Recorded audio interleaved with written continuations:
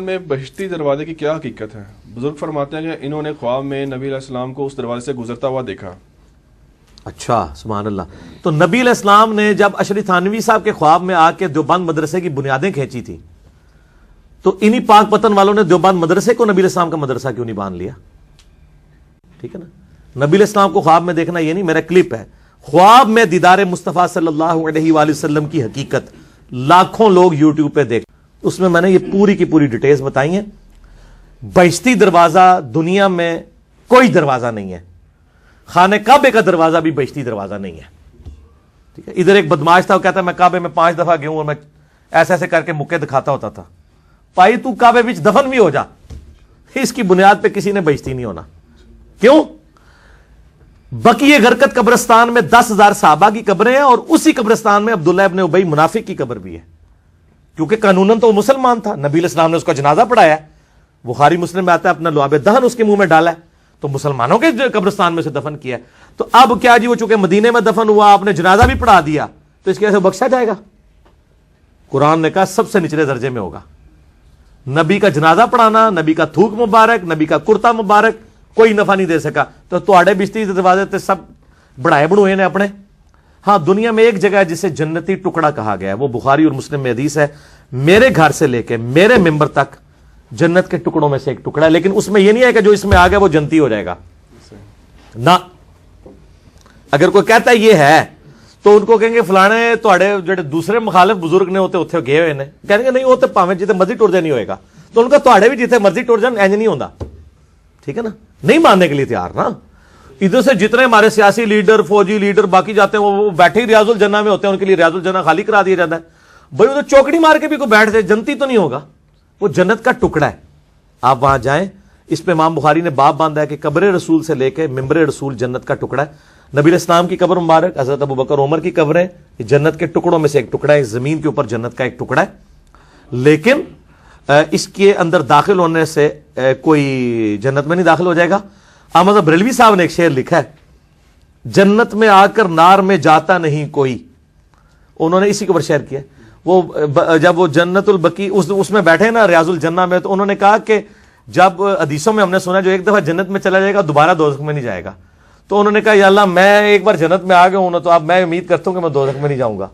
تو یہ شعروں تک تو بات ٹھیک ہے، ورنہ تواڈے سیاسی لیڈر جنہوں تسی انہی گالاں کڈ دیو دل وچ، وہ تو سارے ادھر جاتے ہیں، وہ تو کعبے کے دروازے ان کے لیے کھلتے ہیں، تو قبر رسول کے لیے ان کو بھی اندر لے کے جایا جاتا ہے، کہتے ہیں نہیں وہ نہیں جان گے، پھر تسی بھی نہیں جاؤ گے بھائی، کوئی بھی نہیں جائے گا، اس طریقے سے کوئی جنت دوزخ کا فیصلہ نہیں۔ ٹھیک ہو گیا جی؟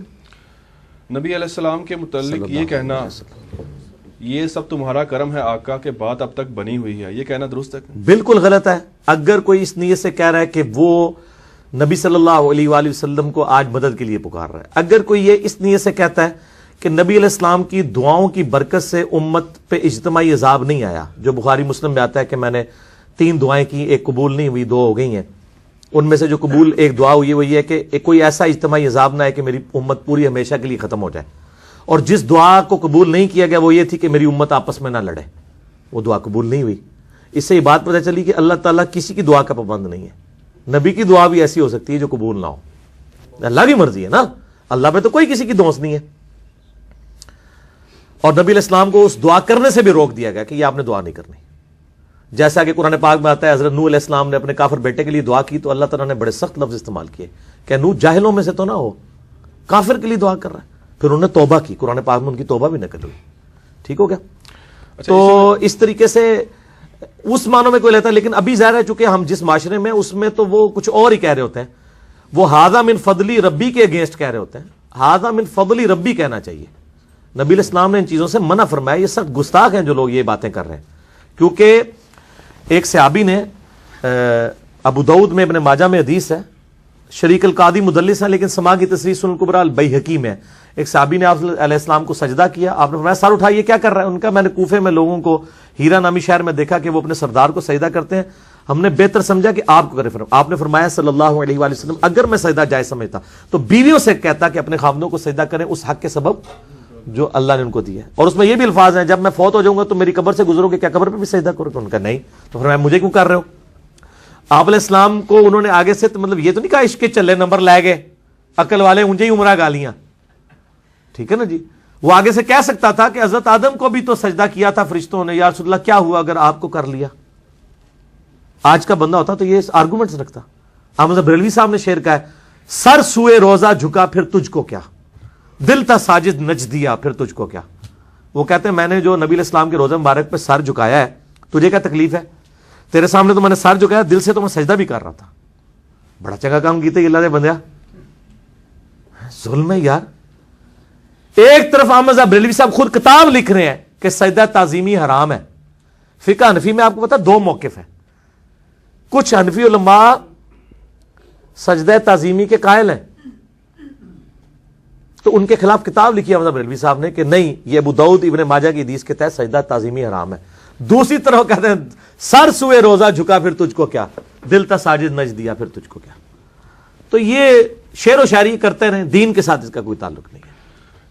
اگلا سوال ہے, کیا درگاہ بی بی پاک دامن میں اہل بیت کی قبریں موجود ہیں؟ یہ سوال اس لیے کیا گیا کہ بہت سے لوگوں کی عقیدت وابستہ ہے وہاں, لہٰذا اس بارے میں جو غلط فہمی ہے اس کا ازالہ کریں. کیا عقیدت وابستہ؟ میں کہتا ہوں جی اگر سیدنا حسین علیہ السلام کا روزہ بھی ہو پاکستان کے اندر, دین وٹ, آپ نے اس میں سے کرنا کیا ہے؟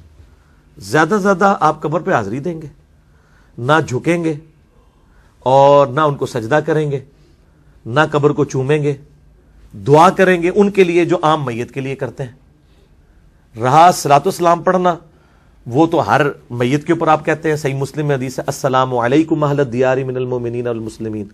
آپ وہاں جا کے السلام علیکم یا جو ہے وہ ابا عبداللہ حسین ابن علی یہ کہہ لیں, اسے کا فرق پڑتا ہے؟